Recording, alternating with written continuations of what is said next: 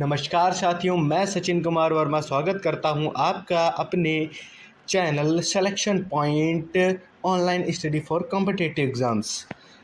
जैसा कि आप देख रहे हैं, मैं आपके सामने करंट अफेयर्स के कुछ क्वेश्चंस लेके आया हूं जो हमारी 17 जुलाई के हैं। बहरहाल ये जो क्वेश्चंस हैं ये इसलिए मैं आपके सामने लेके आ रहा हूँ क्योंकि आपका पेट का एग्ज़ाम जल्द ही आने वाला है, जिसमें करंट अफेयर से रिलेटेड भी क्वेश्चंस आते हैं और जो भी क्वेश्चंस हैं वो काफ़ी सिलेक्टिव रहेंगे ताकि आपको किसी भी प्रकार की कोई दिक्कत ना रहे। तो हम शुरू करते हैं। हमारा पहला क्वेश्चन जो हमारे सामने है वो क्वेश्चन हमसे क्या कह रहा है, देखते हैं। जो पहला क्वेश्चन है हमसे कह रहा है कि हाल ही में भारत ने किस देश के साथ डिजिटल पेमेंट साझेदारी को बढ़ावा देने के लिए समझौता दिया है।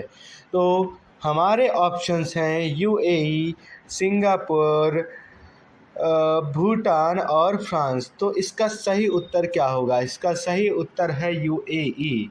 यूएई से भारत ने अभी जल्दी में ही हाल ही में डिजिटल पेमेंट साझेदारी की है।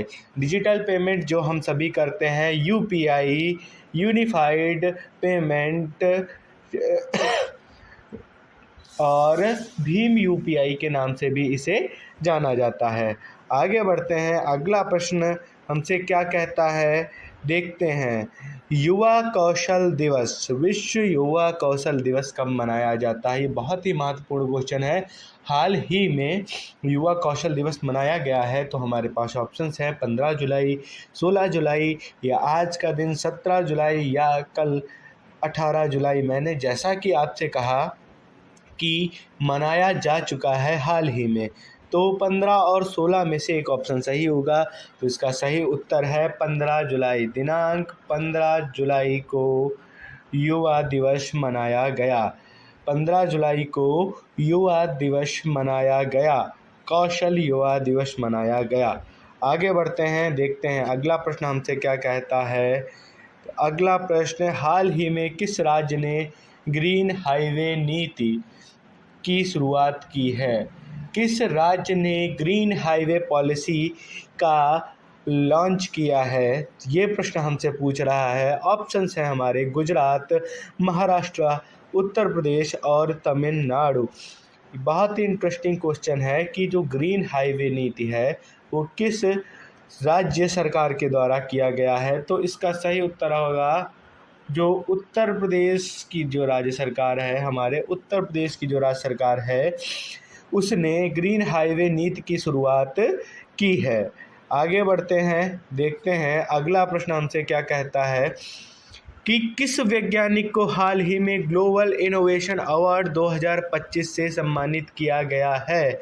Which Indian scientist was recently awarded the global innovation award 2025? तो 2025 का ग्लोबल इन्वेंशन अवार्ड किसे मिला? ऑप्शंस हैं हमारे doctor Ramesh Rao, doctor Anita Verma, doctor Vinod Kumar and doctor Kiran Joshi. आजकल आप देख ही रहे हैं कि जो महिलाएं हैं, जो स्त्रियां हैं, वो पुरुषों से आगे निकलती जा रही हैं। वो हर चीज़ में आप देख सकते हैं, चाहे आप क्राइम की दुनिया में देखिए, चाहे पढ़ाई की दुनिया में देखिए, इन सभी चीज़ों में महिलाओं ने पुरुषों को पीछे पछाड़ दिया है। उसी प्रकार से जो हमारी साइंटिस्ट डॉक्टर अनीता वर्मा जी हैं, डॉक्टर अनीता वर्मा जी हैं, उनको हाल ही में ग्लोबल इन्वेंशन अवार्ड 2025 से नवाजा गया है। आगे बढ़ते हैं, अगला प्रश्न देखिए हमसे क्या कहता है। हाल ही में किस अंतर्राष्ट्रीय संगठन ने क्लाइमेट फंड फॉर इंडिया की घोषणा की है? क्लाइमेट फंड फॉर इंडिया की घोषणा किस अंतर्राष्ट्रीय संगठन ने की है? Option A IMF, international monetary fund, world bank या WTO वर्ल्ड ट्रेड ऑर्गेनाइजेशन इसकी फुल फॉर्म होती है, या यूनाइटेड स्टेट्स ऑफ अमेरिका। तो इसका सही उत्तर होगा जो हमारी वर्ल्ड बैंक है, जो हमारी वर्ल्ड बैंक है उसने हाल ही में भारत के लिए क्लाइमेट फंड की घोषणा की है? क्लाइमेट फंड फॉर इंडिया की घोषणा किसने की है? वर्ल्ड बैंक ने करी है। आगे बढ़ते हैं, अगला प्रश्न क्वेश्चन नंबर 6 जो हमारी स्क्रीन पर आने वाला है। जो क्वेश्चन हमसे पूछ रहा है कि भारत का पहला हाइड्रोजन ट्रेन परीक्षण हाल ही में किस राज्य में शुरू हुआ? देखिए, बहुत महत्वपूर्ण क्वेश्चन है कि भारत का पहला हाइड्रोजन ट्रेन ट्रायल, हाइड्रोजन से चलने वाली ट्रेन का ट्रायल हाल ही में भारत के किस राज्य में लॉन्च किया गया, ये प्रश्न हमसे पूछ रहा है। तो इसके ऑप्शंस एक हैं हरियाणा, गुजरात, उत्तराखंड और ऑप्शन डी पश्चिम बंगाल। इसका सही उत्तर क्या होगा? तो जो हमारा उत्तराखंड जो राज्य है, जो उत्तराखंड हमारा पड़ोसी राज्य है, वहाँ पर हाइड्रोजन से बनी हुई ट्रेन का परीक्षण किया जा रहा है। मतलब हाइड्रोजन से चलने वाली ट्रेन का परीक्षण हमारे उत्तराखंड राज्य में किया जा रहा है। आगे बढ़ते हैं हम अगले प्रश्न की ओर। जो प्रश्न हमसे पूछ रहा है, हाल ही में किसने एआई पर आधारित न्याय प्रणाली एआई पावर्ड जुडिशियल सिस्टम की शुरुआत करी? तो एआई का यूज आज आप देख रहे हैं हर एक जगह पे किया जा रहा है। हर एक चीज़ एआई से बनाई जा रही है। किसी का फेक वीडियो से लेके इंसान अपने जीवन की बहुत सारी चीज़ें हैं उसमें एआई का प्रयोग करता है। परंतु अब इसको एक जुडिशियल सिस्टम, एक न्याय प्रणाली के रूप में इसका प्रयोग किया जाना है। एआई पावर्ड जुडिशियल सिस्टम बनने जा रहा है। अब यह किस लिए है ये हमें देखना है। ये किस मिनिस्ट्री के द्वारा या हमारे सुप्रीम कोर्ट के द्वारा या किसके द्वारा ये लागू किया गया? ऑप्शंस हमारा कहते हैं, ऑप्शन ए, क्या सुप्रीम कोर्ट ने AI powered judicial system launch किया है? ऑप्शन बी, विधि मंत्रालय, ministry of law and justice.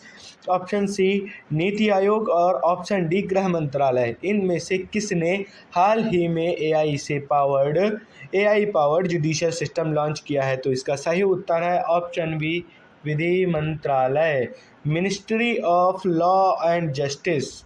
विधि मंत्रालय के द्वारा एआई पावर्ड जुडिशियल सिस्टम को लॉन्च किया गया है। आगे बढ़ते हैं, अगला प्रश्न क्वेश्चन नंबर 8 जो कि G20 सम्मेलन की मेज़बानी से रिलेटेड है। तो आप सभी बताएं, क्या G20 की शुरुआत कब हुई थी? ये सभी कमेंट सेक्शन में बताएंगे। तो क्वेश्चन हमसे पूछ रहा है G20 2025 की मेजबानी कौन सा देश कर रहा है? Which country will host the G20 summit 2025? Option A Brazil, option B Italy, option C Japan and option D Saudi Arabia. तो इसका सही उत्तर क्या होगा? G20 की जो समिट चल रही थी अभी, वो किस देश में होने वाली है? G20 की समिट हमारे ब्राज़ील में होने वाली है। ब्राज़ील ब्रिक्स का भी एक मेंबर है। जो ब्रिक्स का जो सम्मेलन हुआ था हाल ही में, जहां हमारे प्रधानमंत्री जी गए थे, वह भी होस्ट ब्राज़ील ने ही किया था। G20 सम्मेलन 2025 की मेज़बानी भी ब्राज़ील ही करने वाला है। आगे बढ़ते हैं, अगला प्रश्न क्वेश्चन नंबर 9 हमसे क्या कहता है? हाल ही में लॉन्च हुआ NS वीरता किस प्रकार का जहाज है? रिसेंटली लॉन्च्ड INS वीरता is a type of vessel.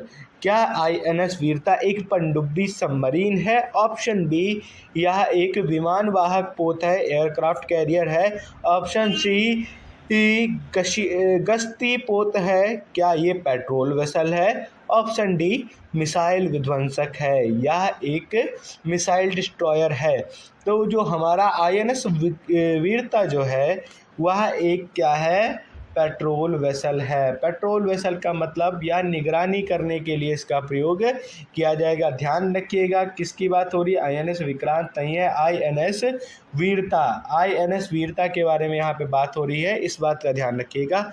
आगे बढ़ते हैं, अगला प्रश्न जो हमारे सामने है वो देखते हैं। भारत ने किस संगठन के साथ डिजिटल एजुकेशन 2.0 के साथ साझेदारी की है? ठीक है। Bharat partnered with which organisation for digital education initiative 2.0।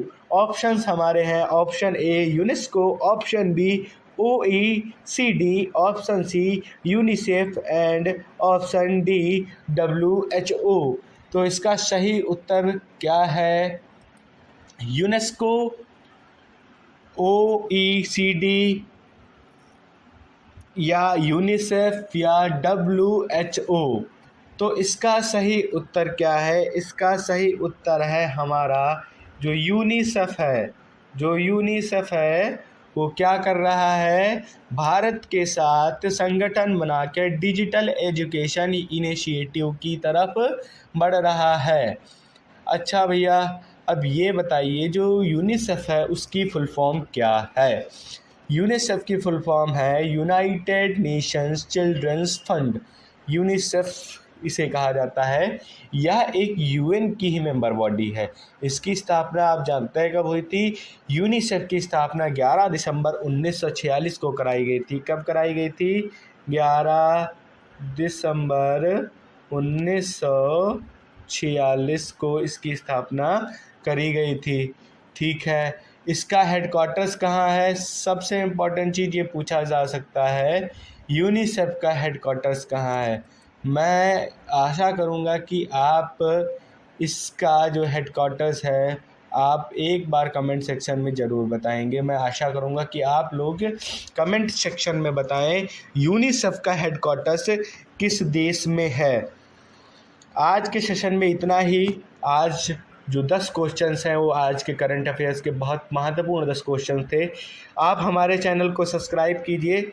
Selection point हमारे चैनल का नाम है और आप यहाँ पे यूपी ट्रिपल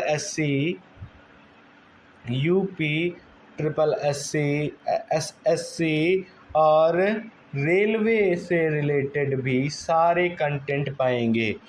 मैं ज़्यादा से ज़्यादा कंटेंट्स आपके साथ शेयर करता रहूँगा ताकि आप सभी को एग्ज़ाम निकालने में कोई दिक्कत ना हो।